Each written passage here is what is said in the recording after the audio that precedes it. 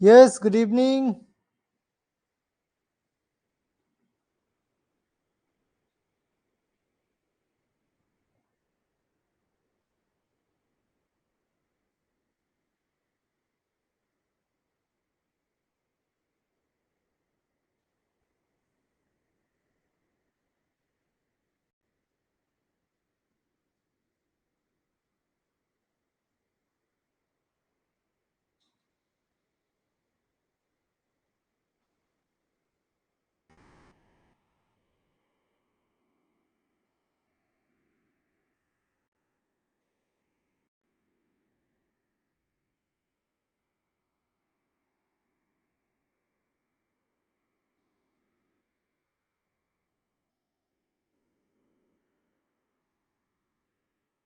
Good evening, good evening.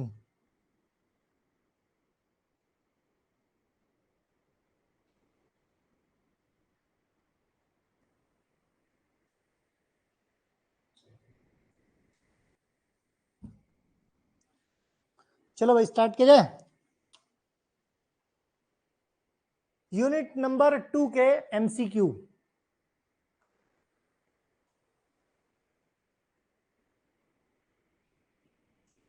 चलो, which neurotransmitter is primarily involved in the parasympathetic nervous system?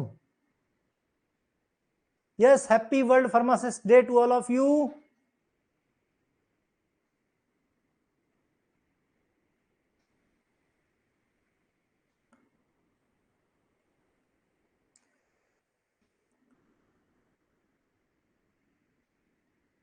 पुनीता मौर्य और ललित पटेल दोनों का answer गलत है। ओवर कॉन्फिडेंस यही होता है बेटा।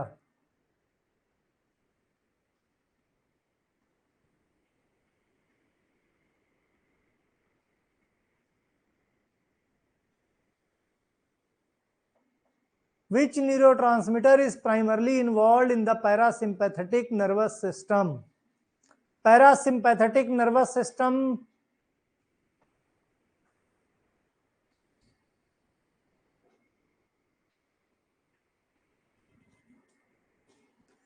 Yes, that is acetylcholine. That is acetylcholine.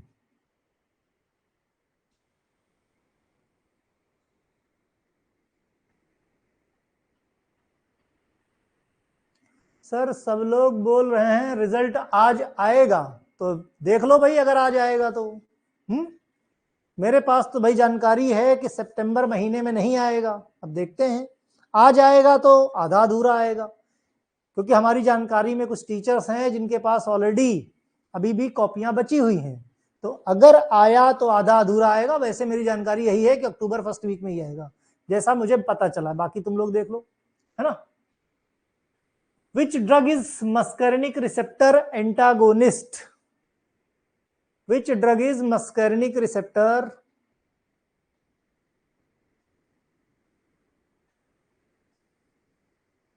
कॉपियां अभी पूरी चेक नहीं हुई हैं, तभी तो बता रहा हूं। एक लैंग्वेज नहीं समझ में आती क्या है? कि सिंपल सा बोला है कि अगर आया तो आधा अधूरा आएगा। ये भी बताया कि भाई अभी कुछ टीचर इनके पास कॉपियां पड़ी हुई हैं। तो जानकारी में जो है कि रिजल्ट अक्टूबर के फर्स्ट वीक में आएगा। अब खत्म करो रिजल्ट की कहानी। डेली ये लड़का पूछता है रिजल्ट अपडेट सर, और डेली मैं यही बताता हूं अक्टूबर में आएगा। फिर हर दिन यार मैं इसी के लिए बताता हूं। आज पूरा दिन इरिटेट हो गया हूं मैं। एक मैसेज भी डाल दिया एप्लीकेशन पे, 2-3 रिमाइंडर डाला कि भाई चिल करो आज रिजल्ट नहीं आ रहा, फिर भी तुम लोग वही कहानी रोज की। विच drug is muscarinic receptor antagonist? That is atropine. Atropine muscarinic receptor antagonist, बोले तो एंटीकोलिनर्जिक ड्रग, बोले तो एंटीकोलिनर्जिक ड्रग, है ना।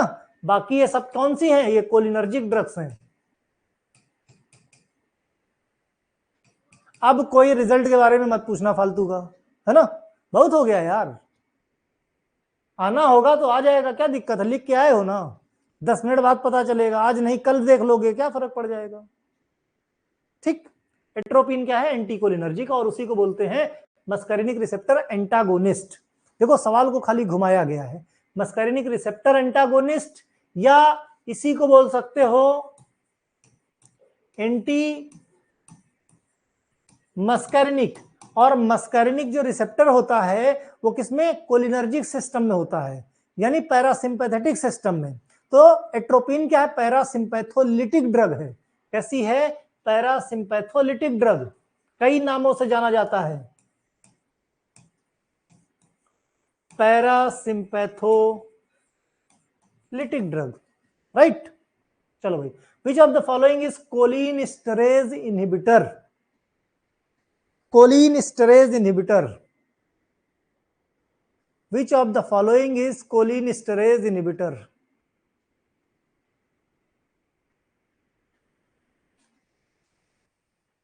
Cholinesterase inhibitor, that is neostigmine, है ना, neostigmine बिल्कुल सही है।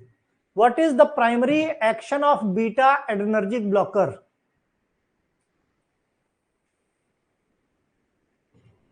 What is primary action of beta adrenergic blocker?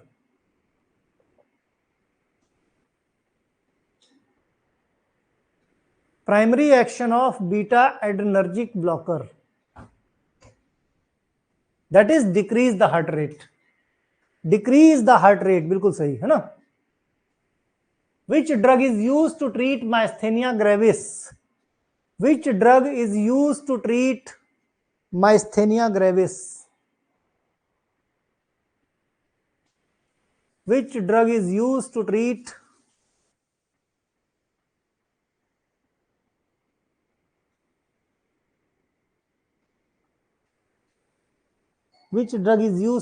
myasthenia gravis? That is neostigmine. That is neostigmine. Which of the following drug is non-depolarizing neuromuscular blocker? Classification याद करना जरूरी है।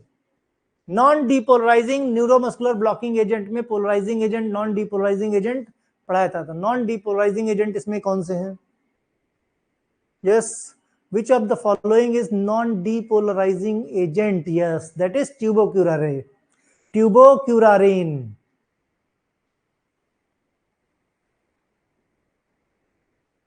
Tubocurarine है ना। Which drug is selective alpha-1 adrenergic receptor agonist? Which drug is selective alpha-1 adrenergic receptor agonist?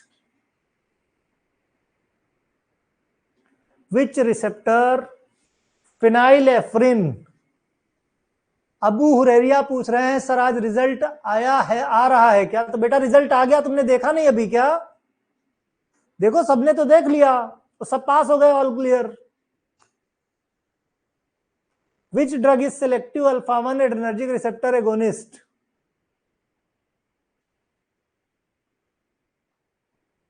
Phenylephrine.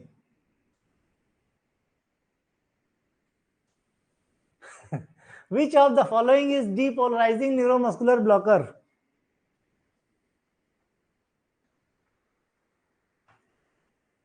Which of the following is depolarizing neuromuscular blocker?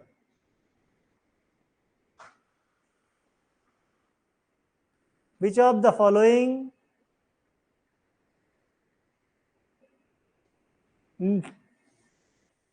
depolarizing muscular blocker? Yes, that is succinylcholine. सक्सिनिलकोलिन बेटा ट्यूबोक्यूरारेन नहीं है।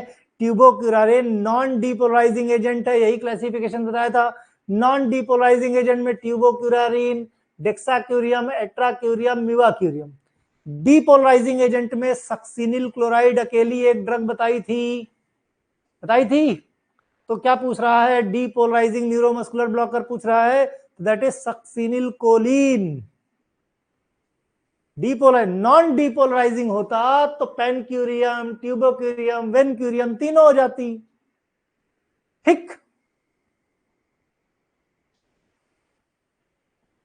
Yes. Which drug is used as local anaesthetic?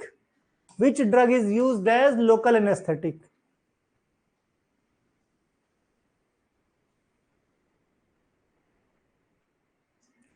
Which drug is used? Yes, lidocaine, है ना, that is lidocaine. Which of the following drug is beta 2 adrenergic agonist? Which of the following drug is beta 2 adrenergic agonist? क्या करूं, कुछ limitations होती हैं हम teachers की, नहीं तो इसी पे लॉगिन करके यहीं पे तुम्हारे सामने कॉपी चेक करके दिखा देता मैं कि भाई देखो ऐसे कॉपी चेक करती है, तुम लोगों ने लिखा है।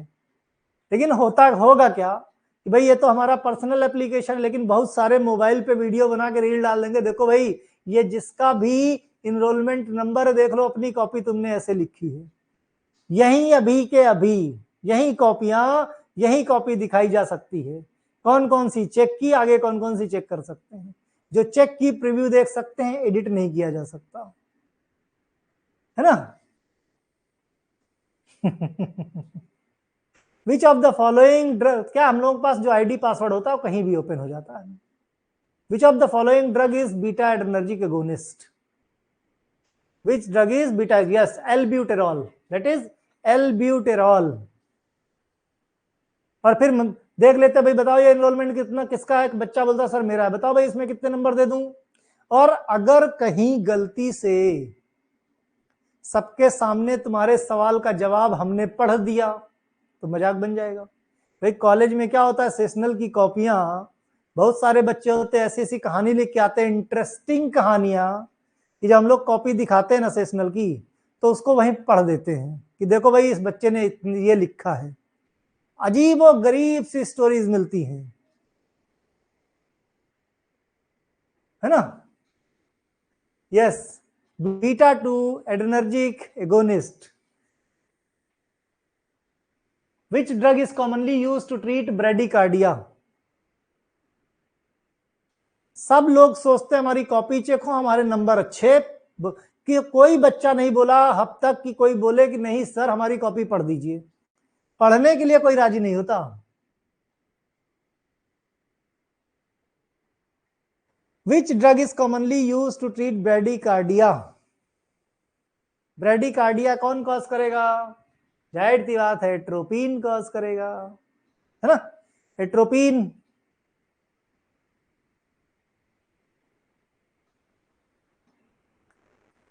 अरे भाई डोपामीन एपिनेफ्रिन तो टैकीकार्डिया कॉज करेगा ना, ब्लड प्रेशर बढ़ा देगा ना, हार्ट रेट बढ़ा देगा।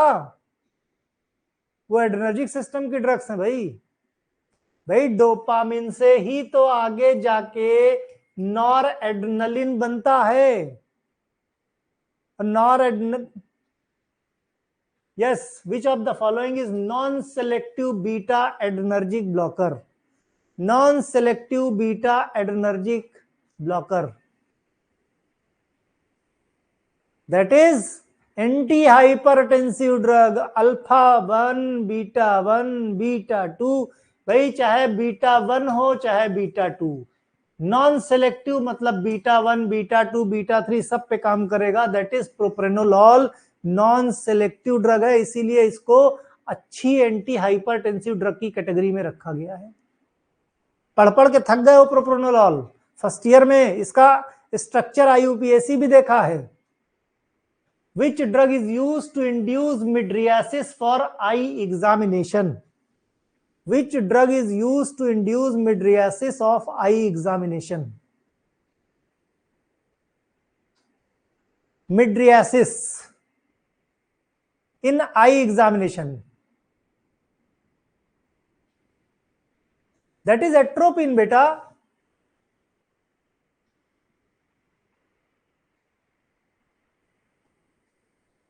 मिड्रियासिस इन आई एग्जामिनेशन, भाई कॉन्स्ट्रिक्शन नहीं करने देता ना एट्रोपिन।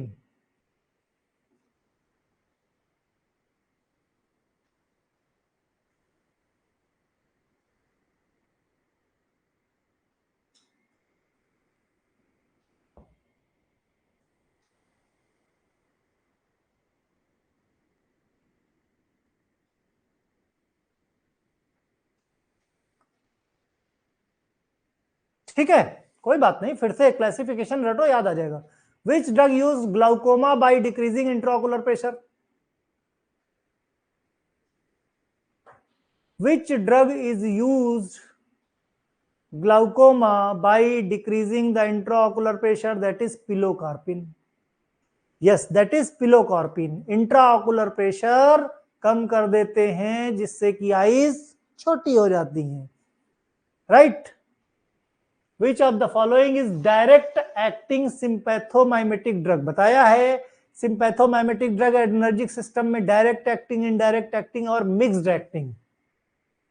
फर्स्ट ईयर में फार्मास्यूटिकल केमिस्ट्री में भी ये दिया हुआ है, सिलेबस में दिया है डायरेक्ट एक्टिंग, इनडायरेक्ट एक्टिंग और मिक्स्ड एक्टिंग। बताओ भाई डायरेक्ट एक्टिंग कौन सी है? बिल्कुल सही, फिनाइल एफ्रिन। कौन सी? फिनाइल एफ्रिन। क्लासिफिकेशन नहीं याद करोगे क्वेश्चन नहीं, फार्माकोलॉजी में पूरी ताकत लगा लो, बिना क्लासिफिकेशन के क्वेश्चन होंगे नहीं, ये जान लो। और फार्माकोलॉजी में सिर्फ और सिर्फ क्लासिफिकेशन पढ़ना और कुछ नहीं पढ़ना है, समझ गए? फार्माकोलॉजी में क्लासिफिकेशन के अलावा कुछ पढ़ना ही नहीं आपको। सभी कैटेगरी के क्लासिफिकेशन जितने पढ़ाता चलो, लिख लिख के चिपकाते चलो और सब अपने आप हो जाएगा। क्लासिफिकेशन याद करना पड़ेगा। विच of the following drug can cause skeletal muscle relaxant? Skeletal muscle relaxant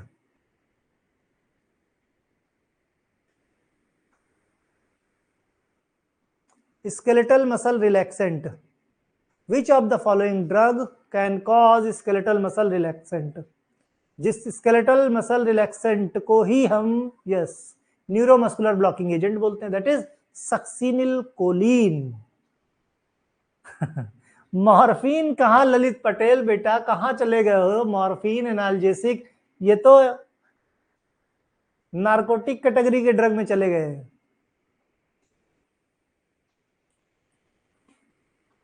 depolarising agent पढ़ा था कि नहीं? न्यूरोमस्कुलर ब्लॉकिंग एजेंट में अभी दिखाया था, एक ही है न्यूरोमस्कुलर ब्लॉकिंग एजेंट को ही स्केलेटल मसल रिलैक्सेंट बोलते हैं। तुम लोग नाम ही नहीं याद रख पा रहे हो, ध्यान दो इस चीज को और रिवीजन करो, रिवीजन।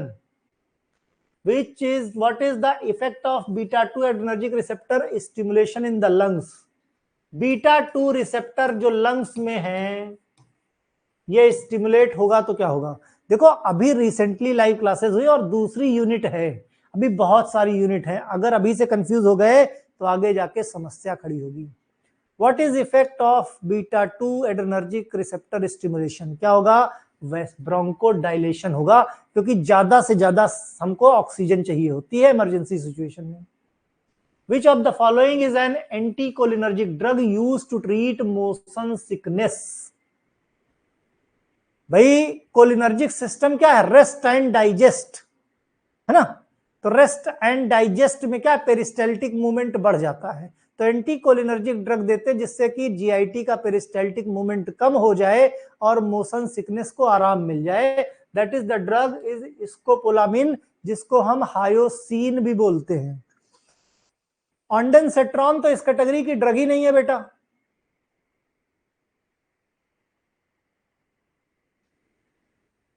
है ना? Which drug is long acting cholinesterase inhibitor used the Alzheimer disease? Long acting cholinesterase inhibitor used in Alzheimer disease.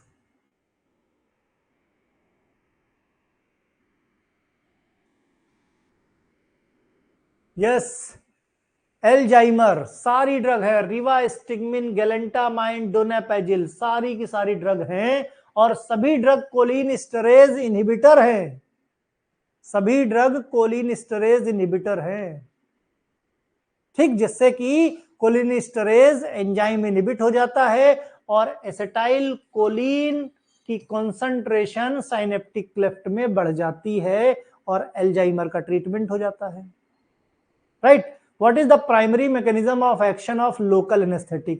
अभी तो सिर्फ एक यूनिट के एमसीक्यू कराए हैं, सब कुछ कंबाइन कर दूंगा तो क्या स्थिति होगी सोच लो।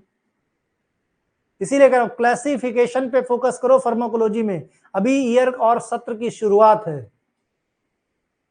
Mechanism of action of local anaesthetic, yes बिल्कुल सही। लोकल एनेस्थेटिक क्या करता है? Blocking the sodium channel, sodium channel को ब्लॉक कर देता है, जिसकी वजह से डीपोलराइजेशन नहीं होता। डीपोलराइजेशन नहीं होगा तो कॉन्ट्रैक्शन नहीं होगा, कॉन्ट्रैक्शन नहीं होगा। Clear? Yes, which local anaesthetic is known for long duration of action.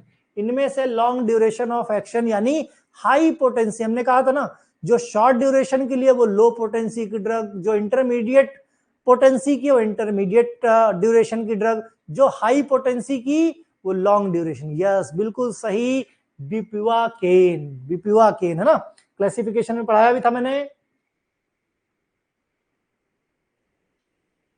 Low potency, intermediate potency, high potency. जो हाई पोटेंसी वो लॉन्ग ड्यूरेशन, जो लो पोटेंसी वो शॉर्ट ड्यूरेशन, और ये इंटरमीडिएट है ना। तो दैट इज कौन सी? बिप्युवाकेन। ठीक है, तो करेक्ट आंसर क्या है? Bupivacaine. Which of the following is local anaesthetic is an ester. हमने फार्माकोलॉजिकल एक्शन के बाद कुछ ड्रग्स के बारे में डिटेल बताई थी, हमने कहा भी था कि ये क्वेश्चंस पूछे जाते हैं। यस, कौन सा है लोकल एनेस्थेटिक में ईस्टर कौन सा है? Yes, that is procaine.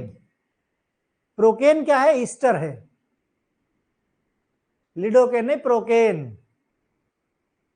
Which local anaesthetic is commonly used for topical anaesthetic?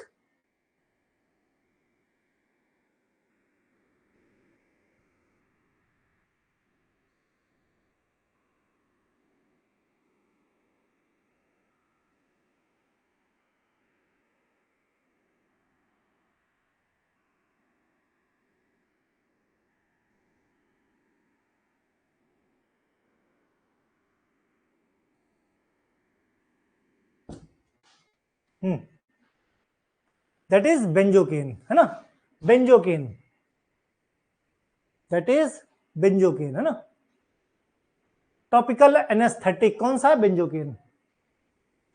Lidocaine तो इंजेक्शन से देते हो भाई, टॉपिकल एनेस्थेटिक कहां गया?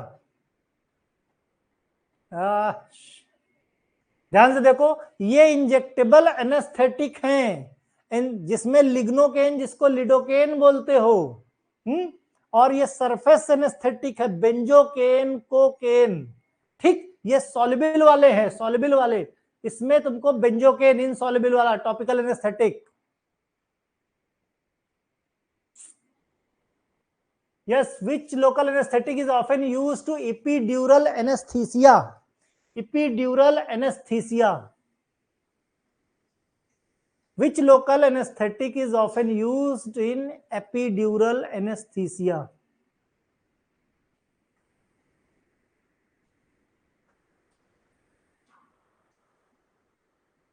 Which local anesthetic is often used in epidural anesthesia के लिए? bupivacaine.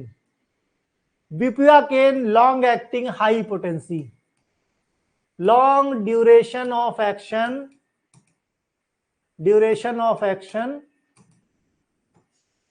and high potency, high potency की ड्रग है, जो एपिड्यूरल एनेस्थेटिक की तरह। एपिड्यूरल एनेस्थीसिया क्या है?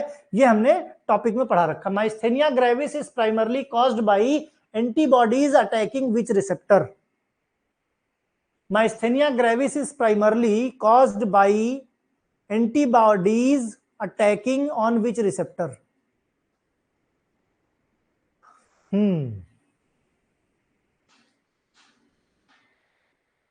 यस, निकोटिनिक रिसेप्टर पे, है ना। ये क्या करते हैं? ऑटो इम्यून रिसेप्टर, जो निकोटिनिक रिसेप्टर होते हैं उनकी संख्या 1/3 कर देते हैं। तो nicotinic acetylcholine receptor, nicotinic acetylcholine receptor, okay. Myasthenia gravis. Which medication is commonly used to treat myasthenia gravis by inhibiting the acetylcholinesterase? भाई माइस्थेनिया ग्रेविस कैसे ट्रीट करो? माइस्थेनिया ग्रेविस में खाली एसिटाइल कोलिन की concentration बढ़ा दो, अपने आप ठीक हो जाएगा। तो एसिटाइल कोलिन की कॉन्सेंट्रेशन बढ़ाने के लिए या तो एसिटाइल कोलिन के रिलीज को बढ़ा दो या उसके डिग्रेडेशन को कम कर दो। तो ये क्या करता है? डिग्रेड कर देता है। तो अगर इसको इनहिबिट कर दिया जाए, तो इसको इनहिबिट किससे करते हो? पायरिडोस्टिग्मिन, नियोस्टिग्मिन या पायरिडोस्टिग्मिन? या तो नियोस्टिग्मिन या पाइरिडोस्टिग्मिन से इसको इनहिबिट किया जा सकता है, और ये इनहिबिट हो जाएगा तो माइस्थेनिया ग्रेविस का ट्रीटमेंट हो जाएगा। क्लियर? इसकी जगह पाइरिडो की जगह अगर नियोस्टिग्मिन भी होगा तो भी आंसर सही होता। Which gland is often abnormal patient with myasthenia gravis? Yes, which gland is often abnormal in patient with myasthenia gravis?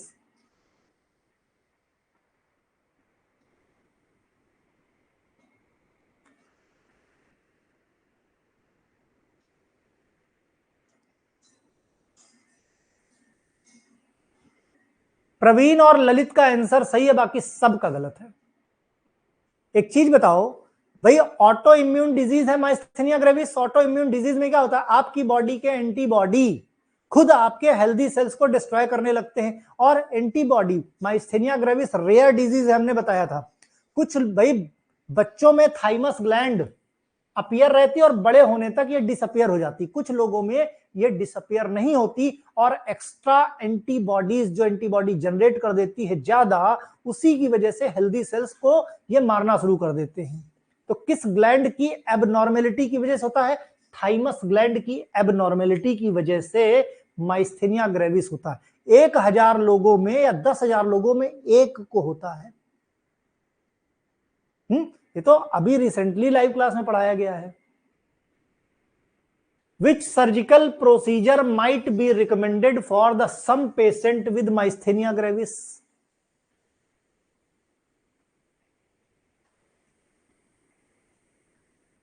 Yes, which surgical procedure? Yes, बिल्कुल सही, that is थाइमेक्टोमी, है ना। थायराइड ग्लैंड, थाइमस ग्लैंड को cut करके हटा देते हैं। Which class of drug is often used to management symptom of myasthenia gravis?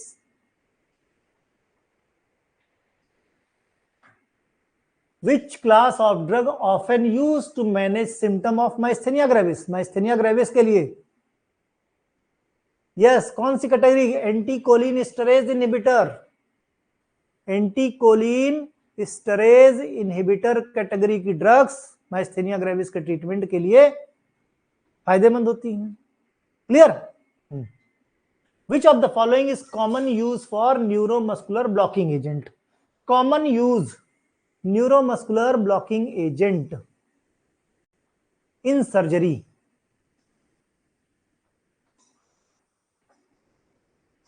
Yes, that is, ये ड्रग्स क्या करती हैं? मसल्स को रिलैक्स करने का काम करती हैं, है ना, जिसकी वजह से आराम से सर्जरी प्रोसीजर पूरा हो जाए। तो ये दूसरी यूनिट के कुछ एमसीक्यू, इंपॉर्टेंट एमसीक्यू थे।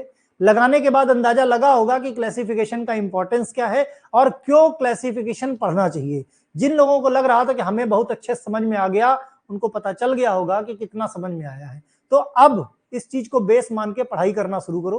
कल नए सब्जेक्ट और नई यूनिट के साथ, बहुत टफ नहीं, बहुत आसान क्वेश्चन थे बेटा, नए सब्जेक्ट और नई यूनिट के साथ कल फिर मिलेंगे। ओके, फिलहाल पढ़ते रहो और अपने अपने दोस्तों को शेयर करते रहो, जिसके पास जो भी सर्किल हो।